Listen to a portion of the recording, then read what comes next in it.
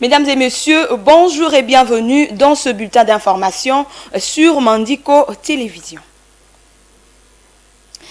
Retour dans les auditoires de nos universités, l'année académique 2022-2023 a été lancée depuis le vendredi 6 janvier dernier par le ministre de la Recherche scientifique, José Mpanda, cela au nom de son collègue de l'enseignement supérieur et universitaire, Muindo Nzangi. Cette cérémonie a eu lieu à l'Institut supérieur pédagogique de la Gombe, situé à Kinshasa, capitale de la République démocratique du Congo. Les détails avec Guy Lunga.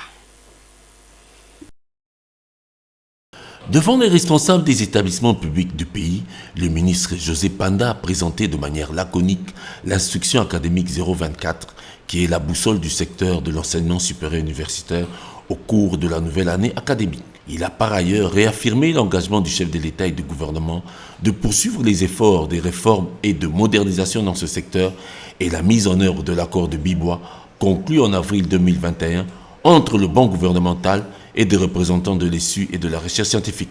Cette année académique s'ouvre avec la consolidation des efforts de l'arrimage au système LMD, c'est-à-dire licence, master, doctorat, dont le Premier ministre a pris un décret autorisant ce système. Les parties prenantes de l'ESU doivent s'impliquer pour la bonne gouvernance des établissements en matière académique, financière, administrative, patrimoniale et de recherche, a fait savoir le ministre de la Recherche scientifique.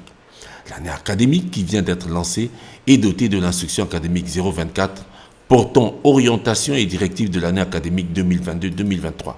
Cette instruction dispose de 330 directives à l'instar de l'instruction académique précédente qui avait plus de 200 directives.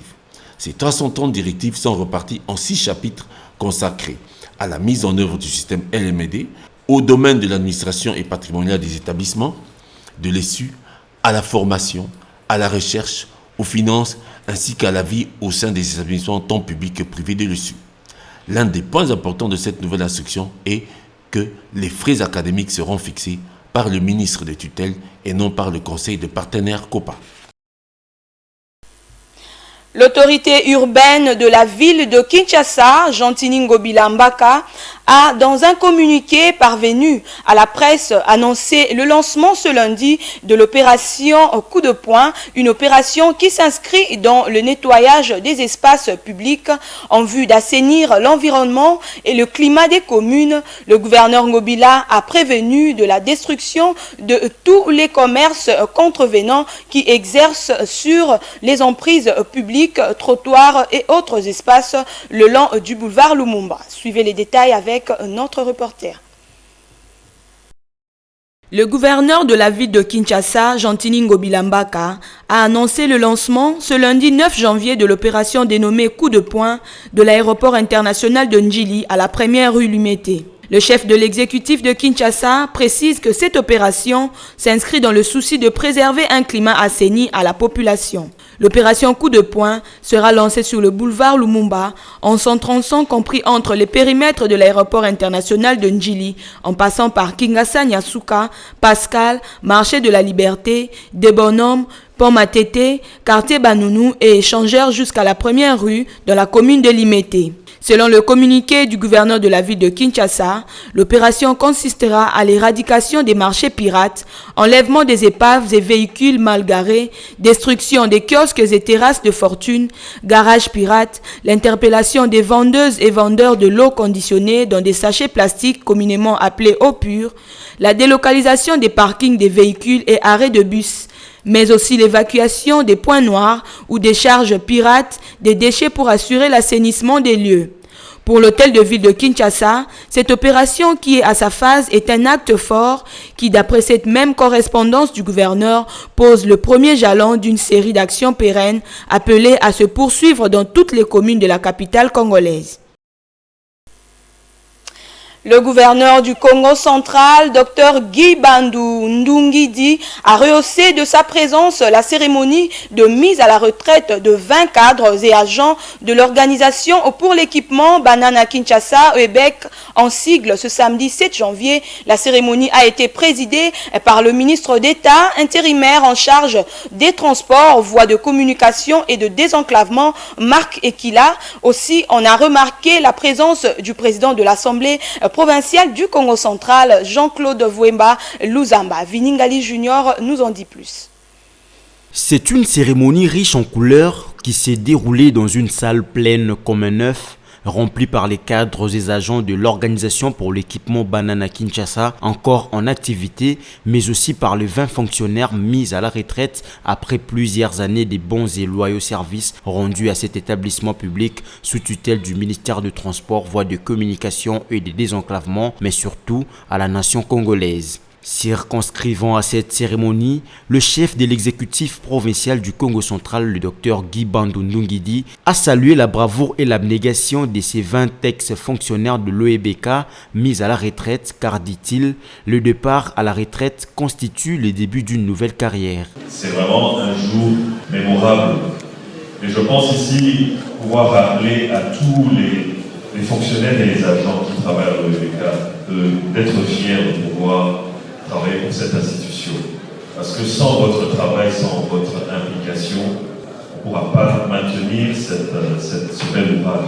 Et donc, au nom de la province, je voudrais ici vous témoigner de notre gratitude. Pour sa part, le ministre intérimaire du Transport, Maître Marc Ekila, a reconnu le mérite des deux parmi les heureux retraités qui ont participé à l'érection du pont Maréchal, cette œuvre d'art placée sous la gestion de l'OEBK pour assurer sa survie et sa maintenance. Je citais Papa Kalumbo et Papa Fandiat.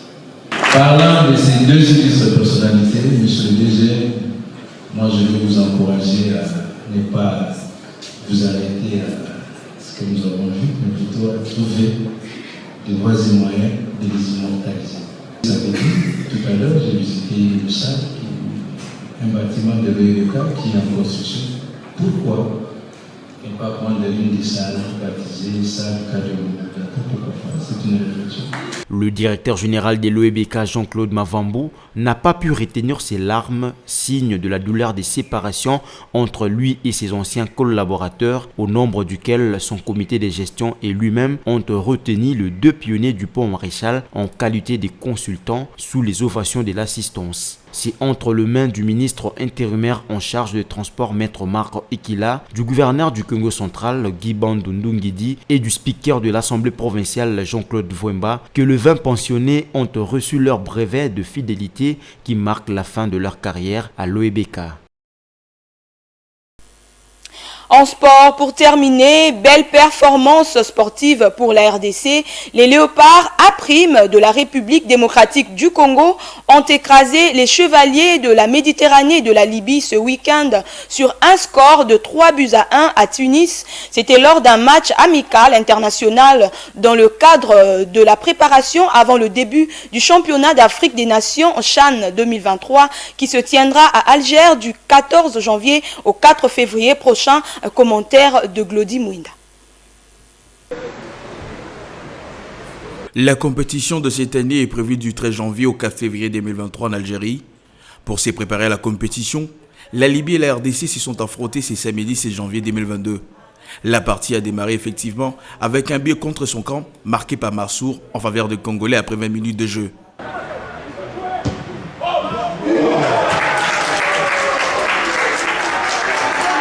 Derrière, Mohamed a égalisé sur penalty pour les Libyens. 4 minutes plus tard, cela a conduit les deux équipes à la pause égalité. Au retour des vestiaires, Makusa a marqué un doublé, 77e minute et 84e minute de jeu. Les deux étant de buts sur penalty, le match s'est alors soldé sur une victoire 3-1 pour les Léopards de la RDC. C'est aussi un message fort pour des Congolais qui sont placés dans le groupe B du CHAN 2022, composé de la Côte d'Ivoire, du Sénégal et de l'Ouganda. Championne lors de toute première édition du tournoi, la RDC entre en scène de ce qui sera sa 6e participation. Elle reste à l'heure actuelle, avec l'Ouganda et le Zimbabwe, les nations avec plus d'apparitions, 5 apparitions dans cette l'histoire du tournoi. Les Léopards, double champion du CHAN 2009-2016, restent, avec le Maroc, les deux seules nations à décrocher l'or à 2 reprises. Seul pays à défendre jusqu'à présent la zone de l'Afrique centrale.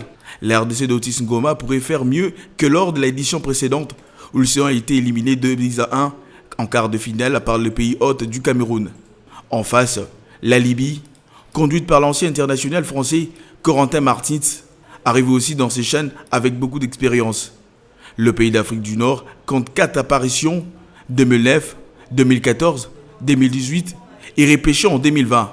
Champion en 2014 en Afrique du Sud et 4e. 4 ans plus tard au Maroc, le chevalier de la Méditerranée chercheront à montrer en Algérie qu'il dispose de plus d'expérience. Lors de son dernier CHAN, la Libye a terminé dernier de son groupe B avec 2 points, derrière le Niger, le Congo et la RDC.